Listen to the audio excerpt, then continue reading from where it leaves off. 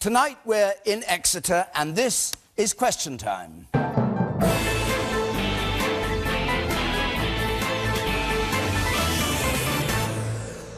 Good evening and a big welcome to you, whether you're watching, listening on the radio, and of course to our panel, the Conservative former Defence Secretary Liam Fox, the former leader of the Liberal Democrats, Paddy Ashton, the Labour MP campaigning to leave the European Union, Kate Hoey, the leader of Plaid Cymru, Leanne Wood, and the founder and chairman of the Wetherspoon chain of pubs, Tim Martin.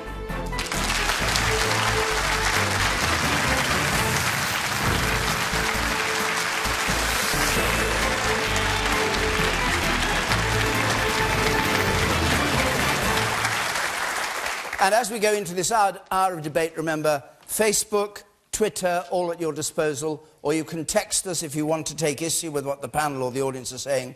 83981 is the number for texting. Our first question from Louise Haynes, please. Is it OK for Barack Obama to come to the UK and tell us how to vote in the EU referendum? Barack Obama, who arrives today. Liam Fox. Well, the President is entitled to be heard. He's our closest ally in the world. My problem, I think, with this is that what he's talking about for Britain is something America would never accept for itself.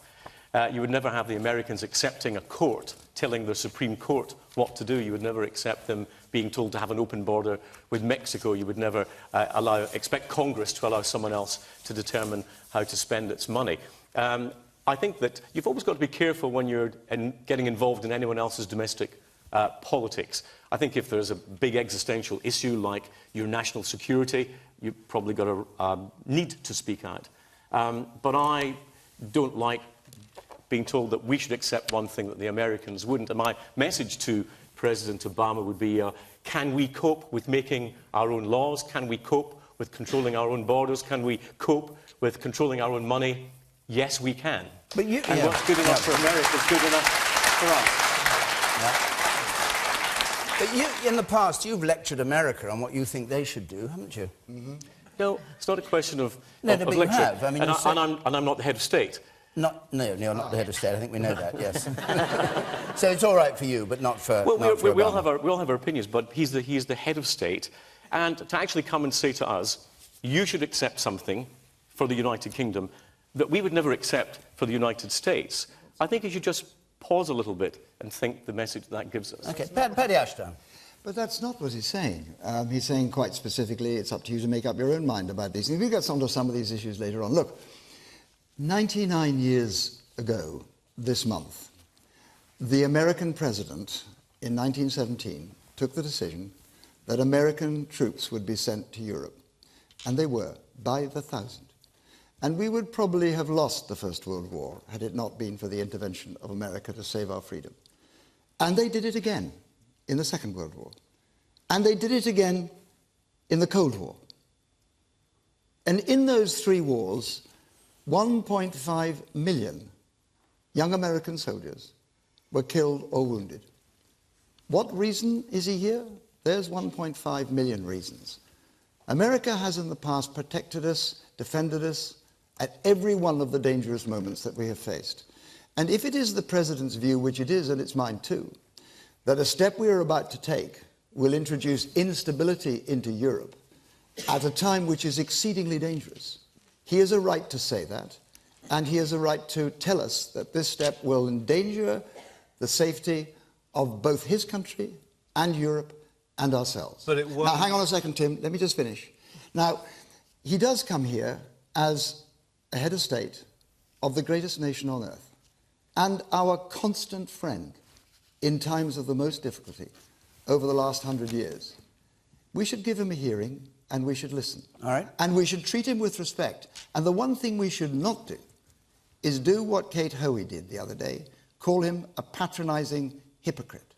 That is bad manners, and it shames all of us. At the very least, Tim, allowed respect. All right, Paddy. Tim, I'll come to you, but obviously Kate Hoey ought to be able to answer that first. Kate. Well, I didn't actually call him a patronising hypocrite. I said he was hypocritical and he was being patronising. And I would just start... Exactly. Can I... Yeah, So you should read it more carefully. I don't think that President Obama woke up one morning with Michelle and said, we've got to go to London and we've got to tell the people that they need to stay and vote to stay in the European Union. We know why he's come. He's obviously come, and it's a very useful time to come and have lunch with Her Majesty, and that's great, and I've no objection to him coming to say goodbye. But, of course, we know he was asked by the Prime Minister. David Cameron literally, I believe, not necessarily got down on his knees, but he pleaded with him to come because he needs him, because he knows that the campaign Do you have a shred of evidence has for that? not Do you have been one going tiny very bit of well. evidence to support Well, I that? know, Paddy, that David Cameron is spending a lot of his time now, instead of looking after the steel industry and other issues and the doctors that we might come on to, in going round the country and going round getting every single international figure he can get to come along and tell the British people. But, you know, the reality in terms of the security issue is ridiculous. The Americans have their own interest. I know they're our greatest neighbour and friend that we want to be working with, but they have their own interest. You know, they tried to stop us defending the Falklands. They tried to stop us when they invaded Grenada, and we, part of the Commonwealth, they didn't come and consult us. So when it's in their interest, because they see us in the European Union as their kind of spokesperson. Now, if we leave, why would we not still be part of being friendly with the United States and still be able to cooperate with them? All right. Let's hear from you in the front row there. I wonder whether he's saying what's in America's interest or in our interest. Leanne Wood, what do you think? Well, I don't remember there being a big outcry when President Obama intervened in the Scottish referendum debate. I think many Tories welcomed his intervention then, telling Scots that Scotland would be better off as part of the United Kingdom. So either it's okay for the President of the United States to intervene on matters in the UK, or it's not. You can't pick and choose depending on the referendum.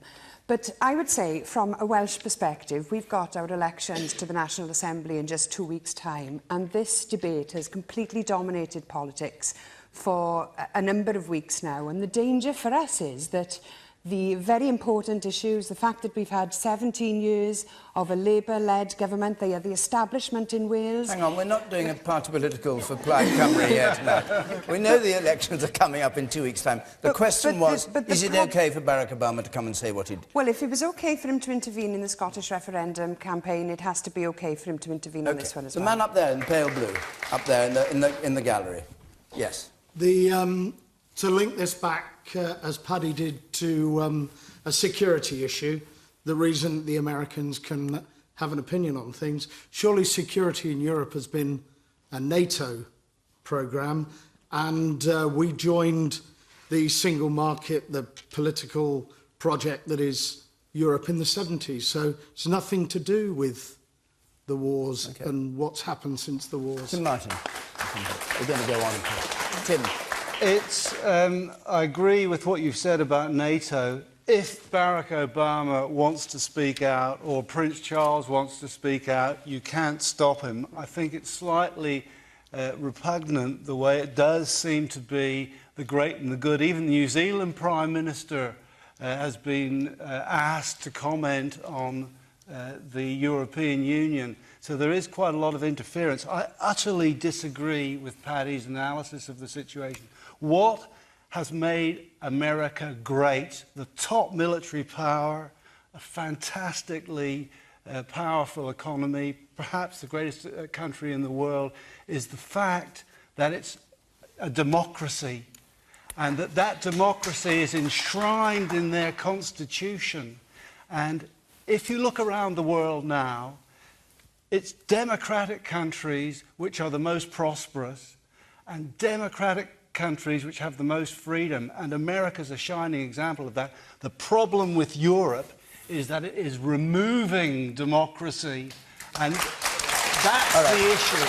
Okay. Well, we'll cut. No, we were dealing with Barack Obama's visit. We've got a question on Europe coming up right now, so let's go to that, and we'll just move on. It's from Robin Horn, please. Robin Horn. Are the Treasury right to use scare tactics in the forthcoming referendum? This was the latest announcement by the Treasury, saying that, on average, by 2030, households would have to pay a further, or would lose £4,300 a year. Paddy, I'll come to you, but first I do want to ask you just one question which has been niggling at me. When we saw you and Neil Kinnock and David Cameron on those telephones this week, who were you actually talking to? We were talking to help us on the Remain campaign, the Britain campaign. Ah, you weren't cold calling people? No, but we were ringing them to say thank them for their work. I thought you were ringing. This is Paddy Ashdown, former leader of the Liberal Democrats. Wait. You'll get that, David, if you allow me to finish the story. So I'm roaring with laughter, and the reason I'm roaring with laughter is because I've just discovered 3 Lib Dems in a row. And the third one says, can I speak to the Prime Minister? I want to persuade him to vote Lib Dem. So I handed it to the Prime Minister. All of us will do our cold calling later on. So the question was, look, I think the Treasury was right. I think this is well-founded. The Financial Times said so too. But look, I'm going to concede that both sides here will no doubt massage the arguments in favour, and the figures a bit. They always do it, and we're probably doing it now. So I'm going to invite you not to listen to the Treasury. Really? Extraordinary. Well, wait, David, you must let me finish. No, I'm interested in what you're saying. I want you to listen instead to the independent, accepted, respected international bodies who have warned us of the dangers and costs to ourselves and the global economy and the European economy of doing the step that will take us out of Europe. And the Remain campaign, the Out campaign, like Liam, has said, no, they're wrong. Every time one comes up, wrong. They don't explain why they're wrong, they just say they're wrong, as though saying it made it so. So, the IMF, which said that was wrong, the OECD, which said that was wrong, the World Trade Organization, which said that was wrong, the G7 finance ministers, which said that was wrong, the Bank of England governor was wrong, everybody's wrong except for them. Rubbish. No, all right. But that's okay. So make the point. wait. Well, I can't keep waiting, Paddy. Forgive me. Yeah, I'm going to set a challenge for you. It might be interesting. Liam can take it up. Liam will take it up. Can they offer the name of a single, independent, respected, international institution that does not believe that leaving the European Union will be exceedingly damaging to us and to the world economy? Just as we're coming out of recession, we're about to be plunged back in it. That's what they say. Are they wrong? Liam Fox. Well, on the question on the Treasury, well, let's be very frank and honest. All politicians will use negative campaigning at some point if it suits them. But if you're going to do it, at least you've got to be decent about doing it. And the thing about the Treasury report this week was it was cringingly inept. I was embarrassed that it came out of a Treasury which I've helped get elected. And I think Gordon Brown would have blushed at the manipulation of data that was in this particular report. Now, first of all, since Paddy wants an explanation, they invented this statistic, GDP per household. It's never used anywhere else in government. It's never used in the budget, never used anywhere else. According to this, we have a GDP per household of £68,000. I don't know how many people recognise that figure. 2030, this is they're talking about. This is, and we don't recognise it now, it's in 2016. Yes, and what they said was, although the economy would continue to grow, whether we were inside or outside the European Union, they believed it would grow slightly more slowly if we were outside the European Union. And then they said, if you make the assumption that we have 3 million migrants coming in, you end up with this number of 4,300. Now, in order for George... Hang on a second. In order for George Osborne to be right, we have to have no trade deals outside the European Union, have 3 million migrants, which, of course, blows apart the Conservative election pledges, and they have got to be right in their predictions for 60 consecutive quarters. And remember, today, we got the number that we didn't get the number correct from our prediction in October last year. So there seems to be a lot for us to swallow. And frankly, it was an incredible assessment. Can you pick up on... Can you, or maybe Kate can, pick up on the point Paddy made, which is there are a whole host of these reports, and the Institute for Fiscal Studies says they're all broadly in the same direction. Kate was asked whether she could name one reputable study. Well, I've now got one from the a reputable institution, not a name of an individual economist. Let's just look at the CBI to start with. The CBI actually commissioned the PwC, PricewaterhouseCoopers, they did a report which said, yes, of course, when we leave immediately, there will be some uncertainty, but as the months go on, growth will grow.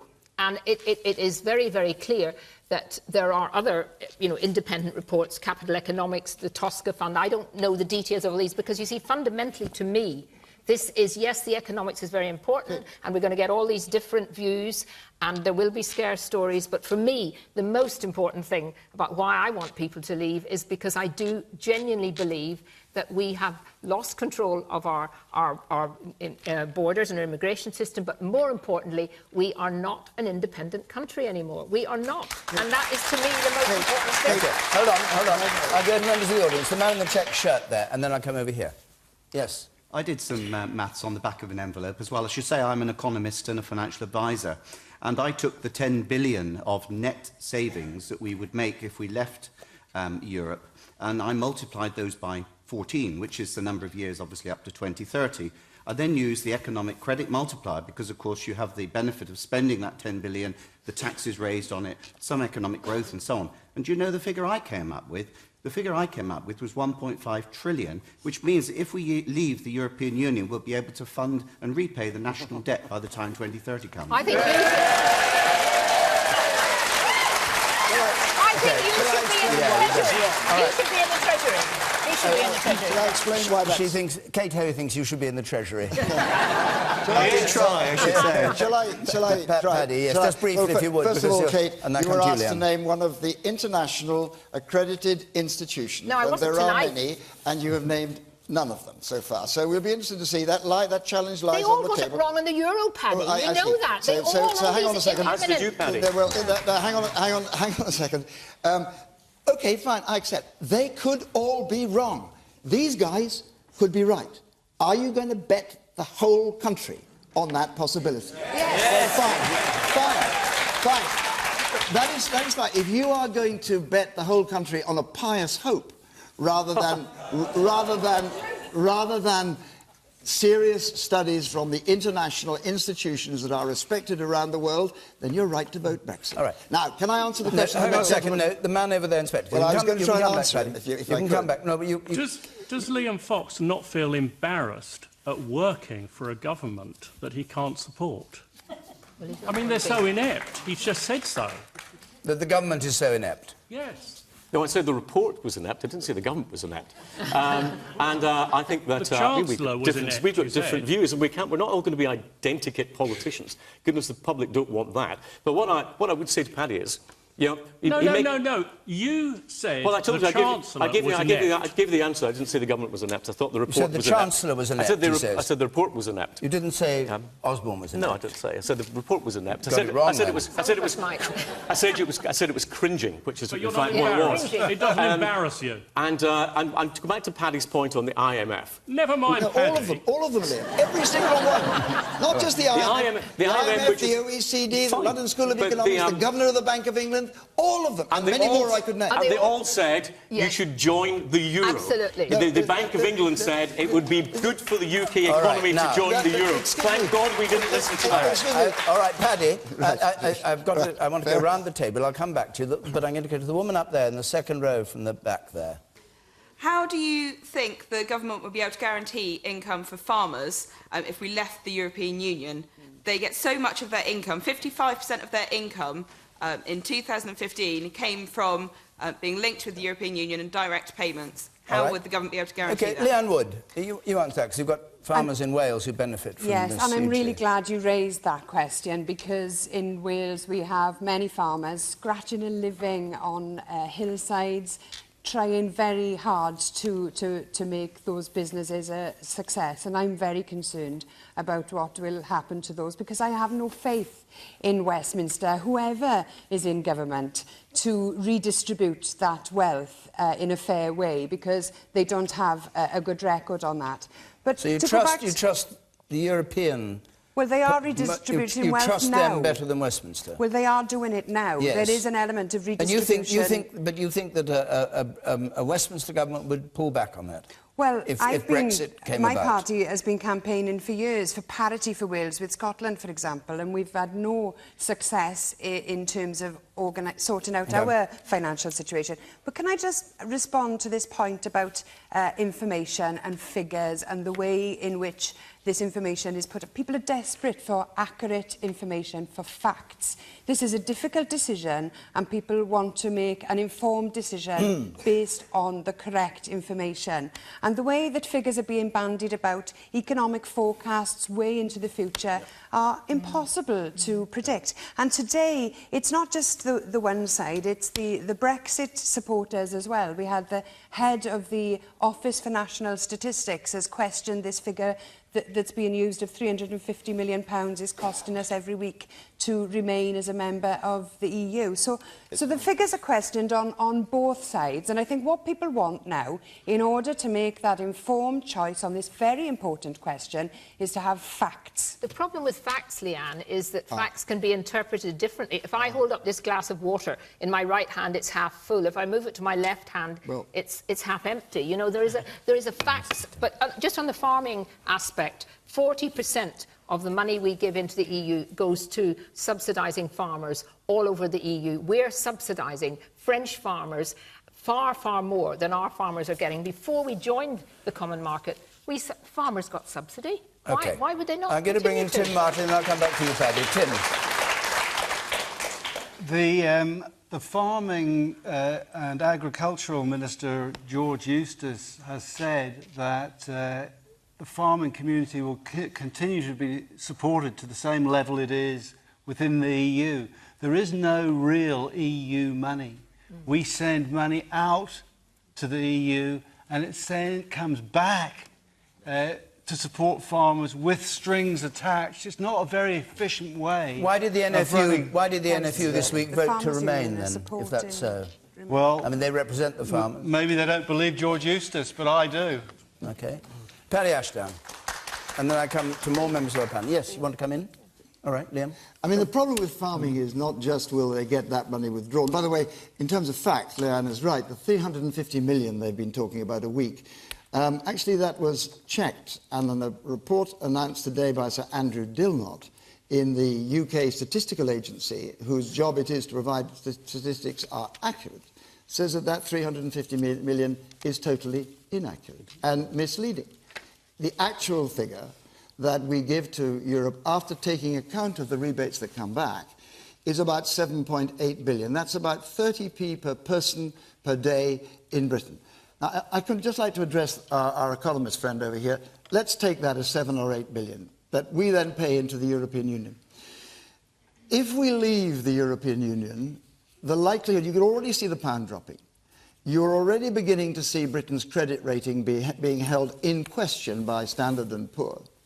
If it is the case, as I think is likely, that an exit from the European Union leads to 1/4% increase in interest rates on our mountain of debt, that 7 billion is swallowed up the day after, many, many times over. And that's leaving aside the extra cost of 23 billion.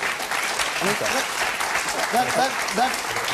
that leaves aside the extra cost of 23 billion in tariffs that is going to be loaded on the cost of British goods, and 25% extra on agricultural goods, by the way, which will be paid for not by your money, but in lost jobs and broken businesses. This doesn't sound to me like a good deal.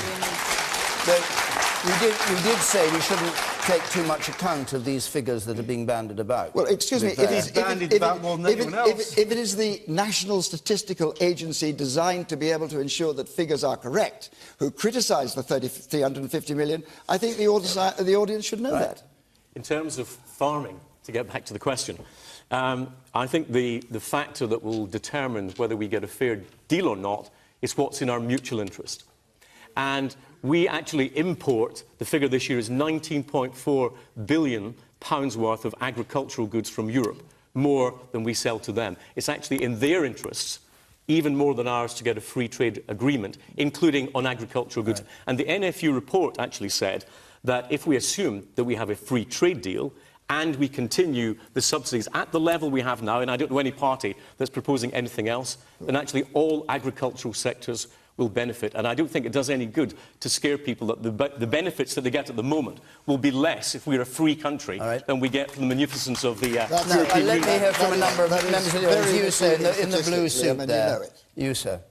Paddy, one of the things you asked Kate about earlier was about evidence, and you're just bandying figures around almost willy-nilly, and you're also referring to institutions that didn't predict the last recession and certainly didn't predict how good and how quick the recovery would be. All right. So I think that's, Paddy, it's not good enough. You with the spectacles there in front of him. Yes. You had your hand up, I think. Yeah. In the short term, we see that maybe there'll be a struggle before we can actually negotiate all of these free trade deals. Maybe in the long run, you can make the case that it's better to exit, but in the short term, there'll be significant pain. OK, I want to hear from more members of the audience. Let's just get a feel. You, sir, up there. Yes. I wonder if at the end of the day, the figures are going to be what people make their decision around.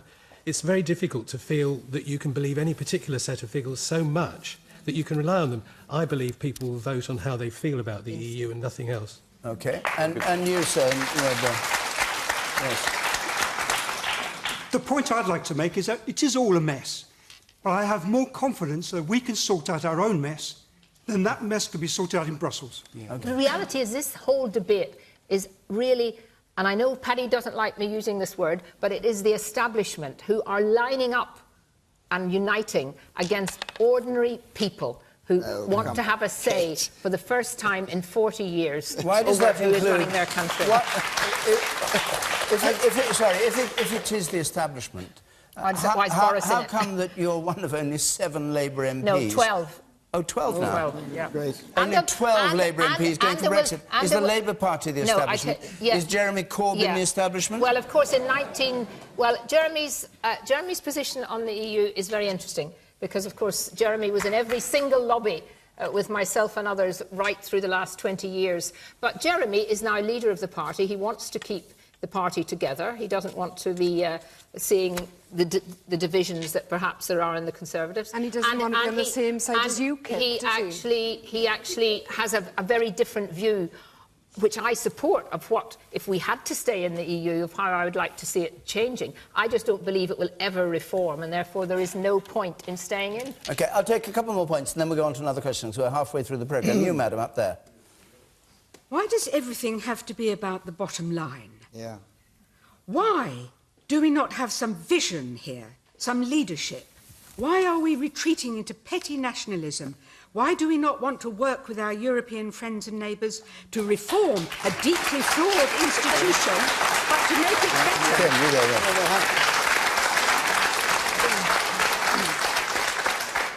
I think it's very important to understand that the Europeans are our friends, and what's important for them is important for us. And it's been shown to be the greatest protection against autocrats and war is that they regain control of their own democracy. And that's what will protect us in the future. So it isn't being a little Britain to want to have democracy. It's slowly being eroded, and that's very dangerous. Is it really a friendly gesture? OK, let you come back. Yes, go on. No, let her say. Let her come back, and then Paddy, you come in. Is it really a friendly gesture to throw your toys out of the pram and say you're not going to play anymore because not all the rules suit you? No one's doing that. No, we're not doing that. She is, of course, entirely right. The great British tradition is not to shelter behind our island walls and shout insults at foreigners, is to get engaged. But you are entirely right in also saying this is not just about economics. You know, forgive me, I've done quite a lot about peace in my time, including fighting for it. Liam said it was due to NATO that we were at peace. Well, every single one of our NATO allies, there is no exception, is saying, please do not leave Europe. NATO will be weaker in consequence. Every single one of our European allies is saying the same thing. Every single one of our Commonwealth allies is doing the same thing. Only one man in our neighbourhood wants us to leave and begin to break up the European Union, and you know his name. It's Vladimir Vladimirovich Putin, whose strategy for the last 30 years has been to divide Europe, to use energy, to use tanks to capture European territory. If you move now to break up the European Union, then I can tell you the one person who will cheer is not a single one of our allies or a single one of our friends, but the Russian leader. Vote Brexit. All right. It's what Putin wants you to do. No, it's not. That is true. All right. That is true. Liam Fox is a former Defence Secretary. What do you make of what Paddy's just said? Oh, I think it's nonsensical. You know, Paddy, allow him to answer the question. Allow him, please. You know, we were in the EU when he annexed Crimea. We were in the EU when he invaded Georgia. It didn't really seem to stop him or dissuade him from those actions. And I think that's a ridiculous argument. I want to take up the point that this gentleman made. Which gentleman? The gentleman right at the back here, with the grey hair, if you don't mind me saying that. I do agree. I think this is much more than just about money. Yeah. And for me, and for many people, this is about being a self-governing democracy, able to make our own laws, control our borders, and control our own money, and to escape from the financial quicksand of the euro. Because the more that the euro drags down the European economy, and I'm not sure that people necessarily understand this, and the more our economy is successful, the bigger our contribution to the European Union gets. We end up funding a project that we stayed out of because we correctly predicted it would fail. David, can I ask Liam one question? All right. A very simple question to which there is a simple answer.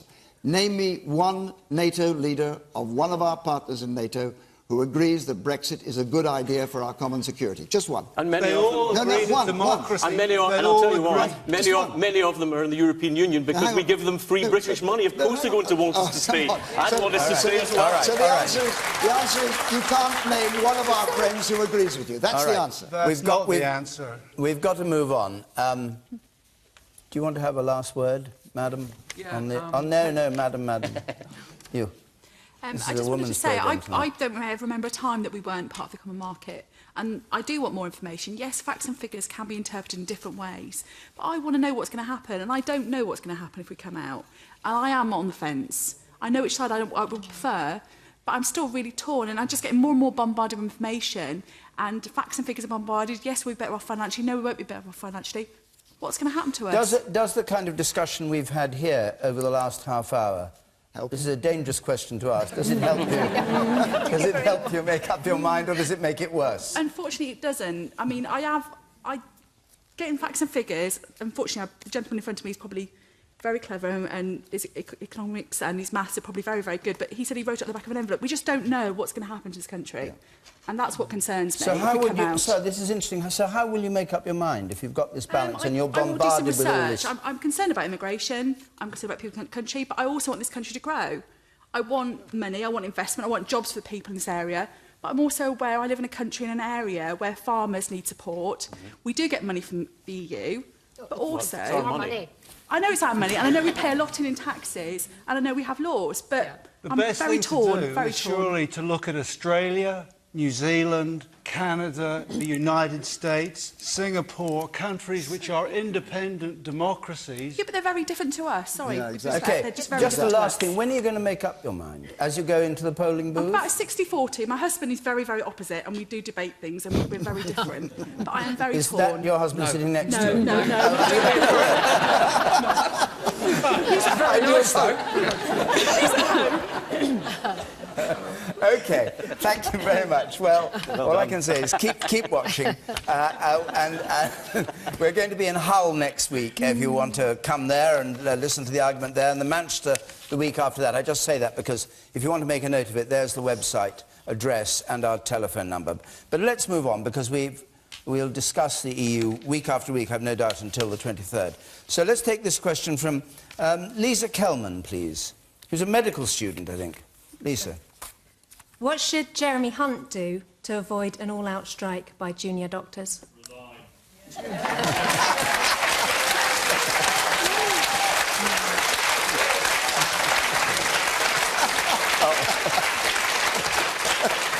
Should we go on to the next question? Kate Hoey. Well, I think that Jeremy Hunt is not facing up to the reality that next week there is a really serious situation going to be happening with the all-out strike that's going to take place. And I believe now that the time is for the Prime Minister, as I said earlier. He's spending an awful lot of time on the whole EU business, but actually this is an immediate crisis, and I believe that he now, the Prime Minister, should be taking control of this, that he should be insisting that Jeremy Hunt actually is, personally, I would move him and get a new Secretary of State. I think that would be a great addition to making things work, because there is no doubt about it, and I know from my own doctors and my own constituency at Thomas's, how little respect now they have for the Secretary of State for Health. And if you have that lack of respect, how can you even start to begin to negotiate? So I would say to the Prime Minister, your responsibility, get everybody around the table in Downing Street, even if we have to have tea and biscuits or whatever that they used to do, and realise that this is something that is not going to be solved by Jeremy Hunt. Okay.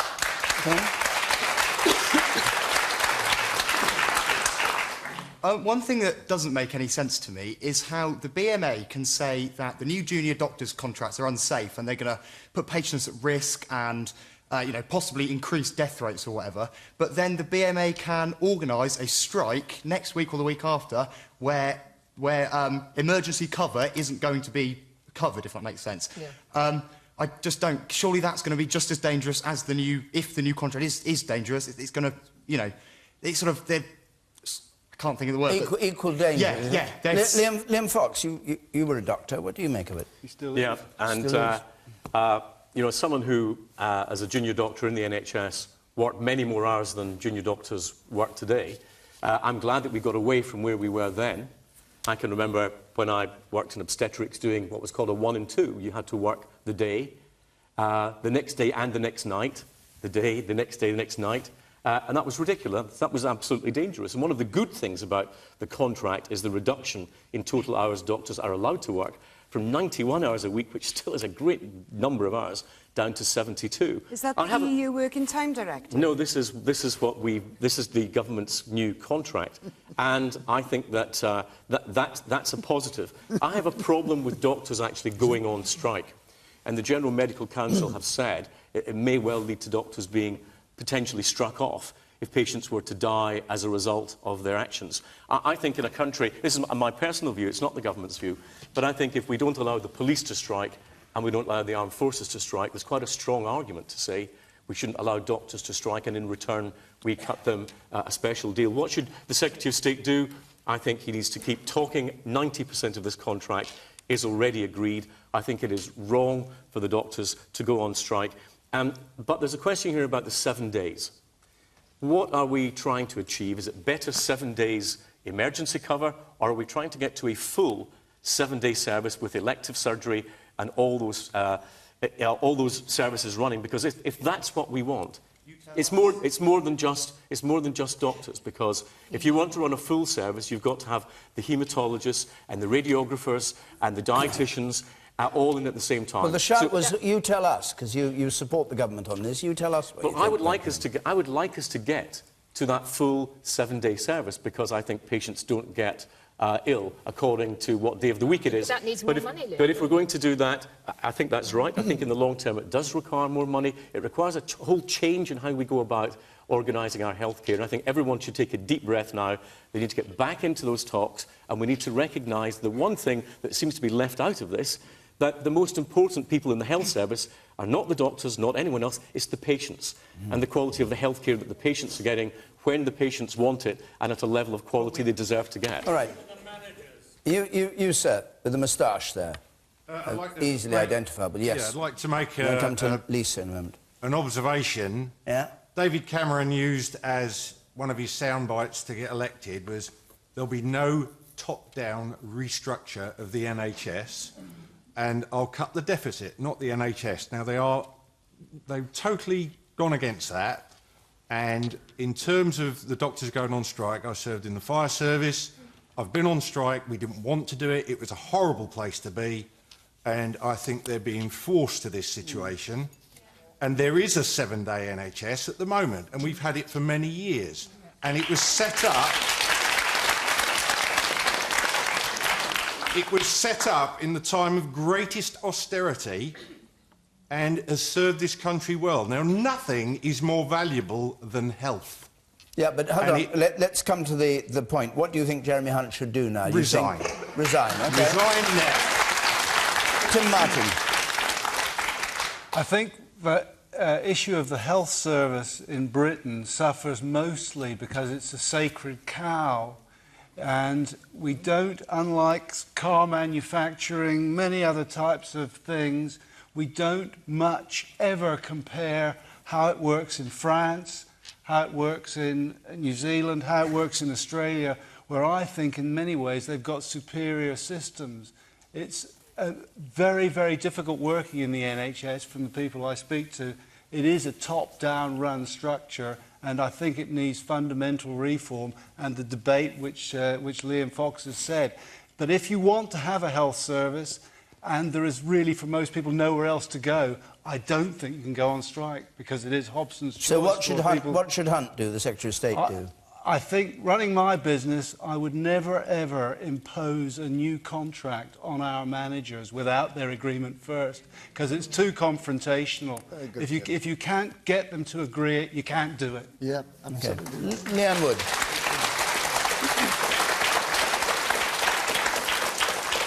Well, in answer to the question, he should talk to them and he should show them some respect. We've got a big problem in the NHS in terms of recruiting doctors. In Wales, we've got fewer doctors per head of the population than any other country within the EU. And in fact, there's only 3 other countries, in the UK, and there are only 3 countries in the EU that have fewer doctors per head of the population than we do. We're not having a doctors' strike in Wales or in Scotland. We take a different approach in Wales and Scotland. So what I would say to any doctors who are feeling disrespected and unloved by your government, come to Wales. Recruiting sergeant. Let's go to Lisa Kelman, who asked the question. What do you think of what you've heard so far? I think Hunt should apologise and say, sorry, I misled the public and caused the Hunt effect.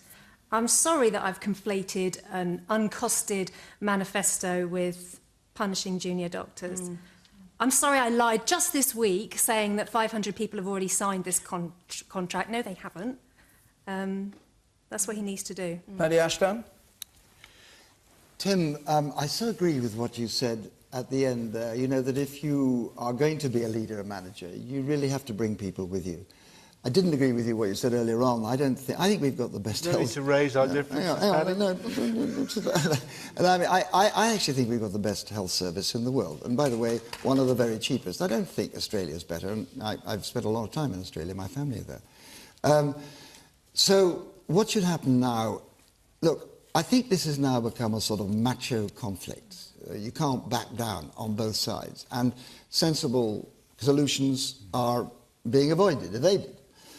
So I think it is time, the gentleman at the back said resign, and I think that has most of our support. But I think it is time for the Prime Minister to say it is clear that Jeremy Hunt cannot resolve this problem sensibly, and therefore it probably is time for him to stand aside. On the other hand, I do say to junior doctors, you have, I think, got the public on your side. I don't say, like him, that you shouldn't be taking industrial action. You've got the public on your side. You're winning this.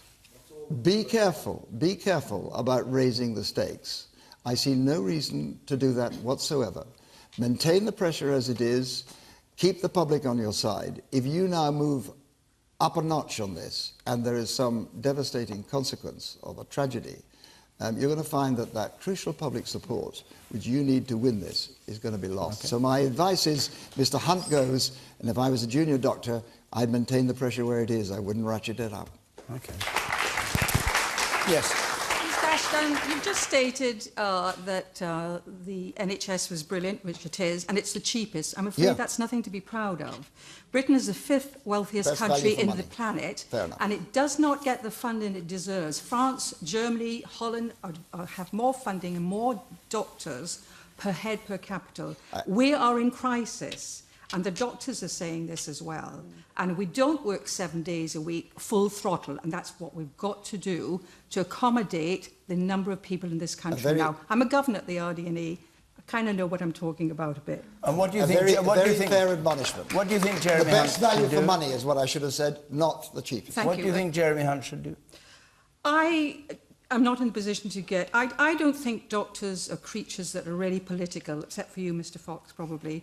And I think if they are saying something, we've got to listen. They're an intelligent bunch of people who are dedicated to their jobs. All right. I think we should be listening. One more last point from the woman up there. Liam Fox asked us to put patients first and ask them what they would want. I'm a junior doctor and I have been for 5 years, and I know from picketing and also opinion polls show that Paddy's right, the public are on our side, they understand. If we had a referendum on this tomorrow, England would vote no to imposition of this contract. Consultants would vote no, the Royal Colleges vote no, patients would vote no. The NHS belongs to all of us, not Jeremy Hunt. Sorry, let me get a microphone to you. Just say what you were saying. Sorry, it's Go absolute on. rubbish. What's rubbish about what I she used said? to work in A&E, and before you do extra hours, you opt in. Right, with any job now, you opt in. There's a scheme, you either opt in or out. They do 79 hours because they push at the weekends to get more money. No. I'm sorry. Yeah, it's true. It's because they want overtime. They want overtime. Nobody can force anybody to do over the 50 hours a week. They choose to physically do it. They put the patients at risk themselves. I'm sorry. It's all about money, and it is wrong. Anybody who goes AWOL and doesn't turn up for a shift when they go on strike should be sacked. If you was in the military, you get arrested for going AWOL. The NHS, the NHS don't want them going off work. They are technically going AWOL. They are not turning up for their shifts, making people anxious by cancelling appointments. It's their choice. I'm sorry, anybody else in any other job would be sacked for doing that. Liam Fox, Shame on them. What do you make of her point? No, you must answer her point if you would. My mother's life. My mother, 21 years ago, has worked in this hospital for 21 years in this town. My mother had cancer, was saved by the hospital in this very town. And people like Hunt and people like you sat there, Fox, like, you're a traitor to your profession. You stand behind. You're a front to medicine. You stand there proudly saying, I think Jeremy Hunt's got it all right here. The guy was he was an editor on a book calling for, we need a private NHS, you know, we need to move the funding. It's bloody suicide. It's the best thing about this country. You said it's a bit sacred cow. Yeah, you know what it is. Because whatever happens to me in any part of this country, I can go to a hospital and you can say as you want, it's a Sunday, so you're definitely going to die. All right. You ought to be ashamed, and I really hope you are. Liam Fox, you've been attacked there, and you've had in the centre there told that the doctor... all right, and the doctors are just being greedy and they don't have to do these hours anyway. Do you want to answer both those points? I don't think the doctors are just being greedy. I think there is a real problem moving from the system we had to a new one, and the fact that we're going from what was a Saturday working was regarded as totally different in terms of its structure of pay, now between 7 and 5 on a Saturday is regarded as part of the working week. There are bonuses if you have to work more than 1 and 4. But I wanted to take up something Leanne said, because politicians are very keen to say we must have more doctors. You don't just put it in the mixer and they turn out doctors. You have to attract people into medicine. And if we want to attract young people into medicine, we've got to give them very, very clear rewards and to understand why they do it. It's not a job, it's a vocation. And sometimes we forget that, and we've got a system that, in my view, is still too target-orientated, too bureaucratic, and the only basis on which it's ethical to treat patients is the clinical need of the patients. And we've got to get back to a medical system that's much more responsive to that basic ethos of medicine, and stop worrying about throughputs and waiting times and worry about the quality of the output for the patient, because it's the quality of the care for the patient that brings people into medicine in the first place. And if all these other targets for waiting times and so on are put ahead of those things, that is a diminished vocational reward for doctors. Right. Unless people feel that they're being valued for those reasons, people will not get... Because the hours are too long, you're not going to attract doctors. They were longer hours when I did it, Leanne, and we still came in to the NHS. But people want to work in an attractive organisation, and it's not attractive at the moment. People are off too long, sick with stress. these are the kinds of issues that have to be addressed if we want to attract good quality doctors into the health service. And we can do it because New Zealand have done it by incentivising doctors to stay in the country after they've qualified by having their tuition fees paid off. So there are ways you can make being a doctor here much more attractive than it is at present. We have under 10 minutes left, and I want to take one more question before we come to the end of the programme. It's from Leslie Gillard. Happens to be a student nurse. That is not an NHS question, but Leslie, let's have your question. As we have a minimum wage, should we introduce a maximum wage? OK, this week the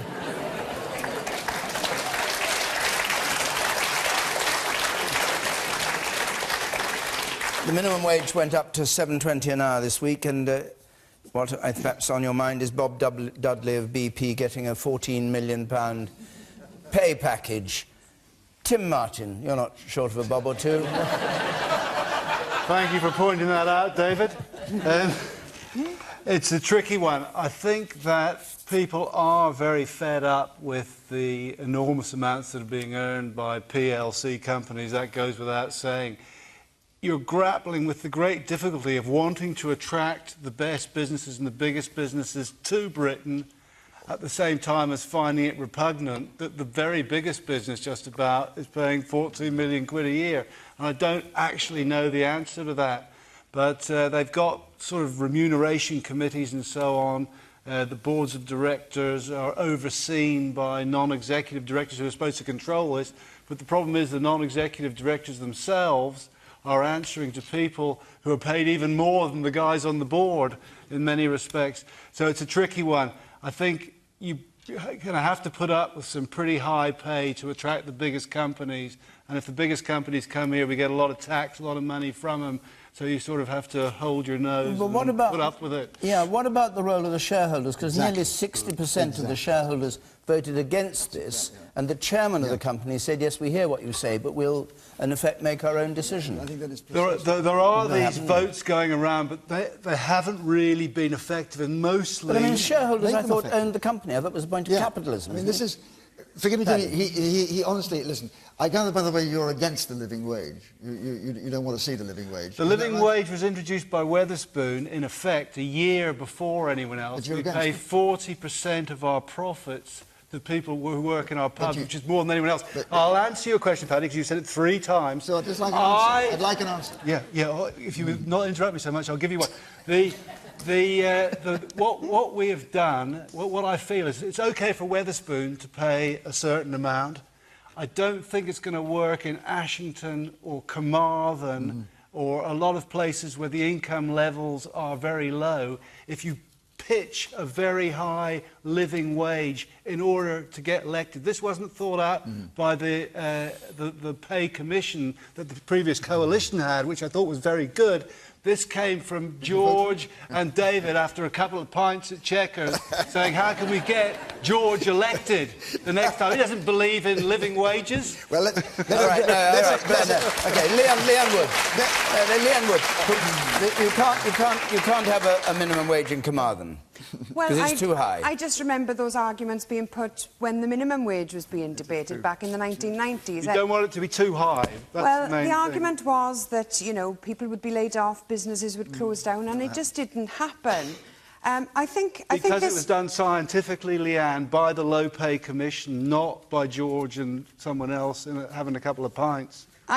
I think the question was about the maximum wage, and I think the idea of a maximum wage is a really good one, because then you could avoid the situation that we've seen arising in recent years where the top executives of organisations are paying themselves big pay rises, where those at the lowest paid end of the organisation have had to have either pay freezes or pay cuts. So if you had a maximum wage and you pinned your lowest paid workers to your highest paid workers, then the highest paid workers would think very carefully about how much they give themselves a pay rise, because then they would have to bring everybody else up at the bottom as well. So yes, from me, yes to the maximum wage. OK, you, sir. I think instead of a maximum wage, I think it would be better if we made the people earning those maximum wages pay their proper taxes, which, as you can see, hasn't been happening. Yeah, good point. Yes, you sir, up there. I'm a business bank manager for small local businesses in Exeter, and it's not the companies the size of Tim's that have got a problem. It's the small owner-managed businesses who are having to put up their wages week in, week out, under pressure from their staff. That's who I'm worried about, not the big businesses. Because of the minimum wage or because of... Because of the minimum wage, and all their staff expect step-ups as well. And it's the business owners who are taking less money home and earning less profit because it's all going in wages now. Liam Fox, do you answer him? Well, to answer the previous point, before that, the chap who raised about the taxes, in fact, the richest 1% now in the United Kingdom pay 28% of all income tax, which is the highest it's been in decades. Can you answer him? Because we've only got a moment or two left. I don't agree with a maximum wage. I'm very sympathetic to these small businesses because they're the ones who actually provide more employment in the country than anything else. I'm all for people making a profit. And I'm all for people making a lot of money if that's what they work hard for. People who set up a small business, who grow it, who sacrifice, who don't have their holidays so that they can get their business going. You're answering his point. His point is the minimum wage means all other wages are going up. That's what he's saying. That is the point that's already been made. It's where you set that minimum wage. I'm all for the fact that we have a system that there's a floor that no one should fall below. But I would have a problem with setting a maximum wage because I think those who work hard ought to benefit from it. What I have a big problem with is the crony capitalism where bankers get paid huge bonuses when the bank's actually losing money. It's all very well getting a bonus. It's all very well getting a bonus and getting profit and getting income when you're generating wealth, but you should not be getting the same rewards when you're actually consuming wealth. So empower shareholders. That's what you have to do. We have 60 seconds, Paddy, empower left. shareholders. That's what you have to do. It's their money that is being robbed by those who are taking excessively high wages. And if you give the shareholders the power, then I think you'll find this is naturally corrected in the interest of the shareholders. What about a maximum because presumably in BP, sector? the shareholders actually don't have the power in the articles of the company well, actually, to decide the shareholders these things. can set the remuneration every other year, but this was the year in between, so they didn't have power this year. Very briefly, Kate. Can I just say, Paddy, I agree with you, I think, for the first time on that. Very, very... Thank you very much. But also, I do think the public sector has a role to play too, because I'm fed up with local authorities paying their chief executives and hospitals paying their chief executives huge amounts of money. And they make the very same argument that you did, Tim, that you don't attract the best person. Well, I remember public service when it was public service, and the idea that we should have to pay more and more to get people to run our local authorities and to run our hospitals, I think is wrong. OK. Time's up. I'm sorry.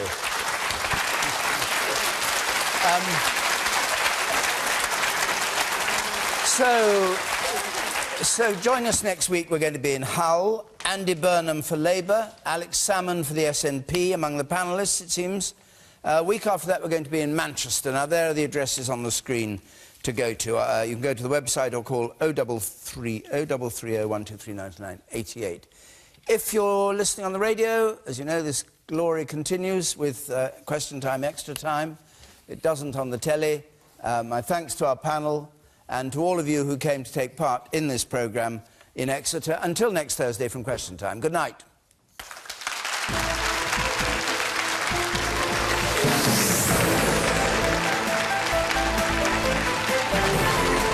Well, as the Queen celebrates her 90th birthday today, Catherine Jenkins looks at the monarchy this week. Follows next here on BBC One.